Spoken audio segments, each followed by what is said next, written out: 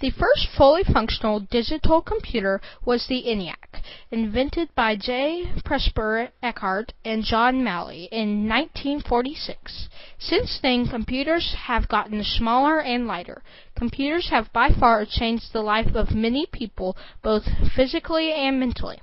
My grandmother and granddaddy, Tom and Angie Fryer, have seen lots of different computers and have been affected by them in many ways that they told me in these interviews. The first time my grandparents used a computer to type their papers was in college. My grandmother used a typewriter and learned to type, and my grandfather used punch cards or an old computer. A lot has changed over the years. So how did you get your papers typed? On a typewriter. Electric typewriter. That was it. Electric typewriter, and I hated it. I'm a horrible typist, and it was absolutely miserable for me because corrections, and I was slow. I made my only C in high school in typing, and every girl had to take typing because you might need to become a secretary. Didn't you use a computer when you did your master's degree with punch cards? Yeah, and in those days, and that would have been back in the 60s. How did it work with the punch card? Well, the punch cards were, you would write, if you're writing a computer program, and I was an engineering major, and engineers tended to use Fortran, and so you would write out on a sheet of paper the instructions, and then you'd go to one of these key punch machines. Each line on your computer program, you would type that information in one IBM cards. They were about maybe 2 or 3 inches high and about 5 or 6 inches long. But you do one of those cards for each line on your computer program. And was that so that you could type your paper, or was that? That would be your program. Then you would input. You'd have your program written, and then you would have the feed in the data and all that. That would just input various pieces of data, and then it would run through the computer program. I would write and print out data. The data would come out on the big.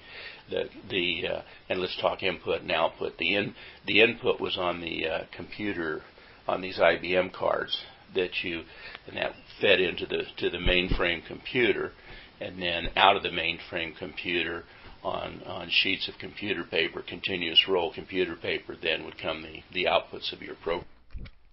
My grandfather would not have been able to keep up with his friends, so the computer has improved communication. Where do some of your friends live that you correspond with regularly? Well, high school classmate. Of course, I grew up in Powell, Wyoming, and then still have classmates that live there, classmates that live in Cheyenne and in the Denver area and Colorado Springs.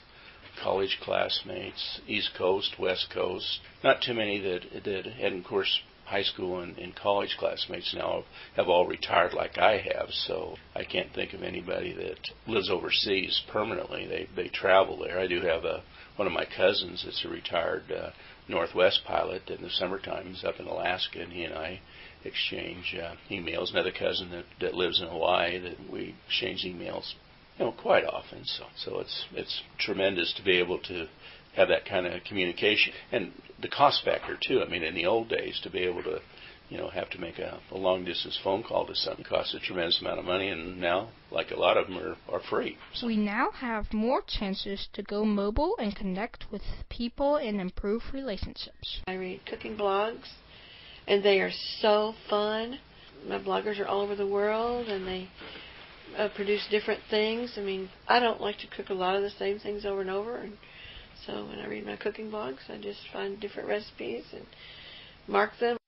I've used Facebook. Now, Facebook I have really enjoyed, and I really have loved getting in contact with family members, relatives, people that I didn't even know, but got on, and because we had our reunion, a family reunion this summer, and there were people there that were my Facebook friends, and we would see each other and say, "Oh, you're my Facebook friend." And then we could chat and knew each other, and especially bridging the generations. That was neat because I got to know some of the young ones at the reunion because we'd been on Facebook together. And I haven't reconnected with many classmates on Facebook, but one very important one to me I have, who was a good friend of mine when I was in high school. Have friends around the country on Facebook, and And I've enjoyed that. I don't say that much on Facebook, but it's improved some relationships, I think, that I have with people here. Like, I'm on with one of our ministers, and I have it so that I'm not open to anybody but my friends. I think that's pretty neat. And it's neat for, like Trudy and I, because we can share friends and know what happens, because a lot of her friends are people that I knew when they were growing up, and your dad's friends, and it's fun for me just to kind of reconnect, and to me that Facebook has been good. There are now many ways computers have impacted the world. What are the most important ways you see computers affecting the world today? Instant communication, news from all over the world. You can read it in any language from any country you want to, at any moment you want to. And in some ways I think instant communication is good, and in some ways I think it's really bad. I think some things are communicated too soon, that people should have time to think about it or correct it or process it or something. There's a lot of knee-jerk information that's out there that shouldn't be. I think in politics, too many things are put out there that maybe aren't true. Cultural understanding has been enhanced in many ways. I think we know about disasters. Weather. I think weather's a tremendous. People know for whether it's for traveling or flying, for whatever. We wouldn't have all the weather knowledge. Of course, inventions and all kinds of things that don't affect my life directly, but scientifically,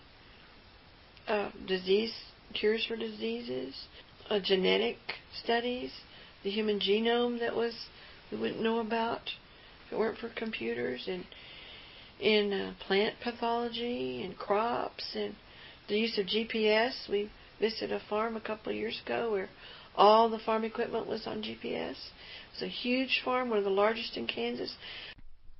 As we have heard, computers have changed the way we think and work, but the younger generation will see even more. I guess we just take them for granted, and of course the younger generations, your generation in particular. I mean, when I talk about these big IBM mainframe computers and punch cards and all that, and you probably don't have I don't know if you've ever even seen a punch card before, so and we just take so much of that for granted.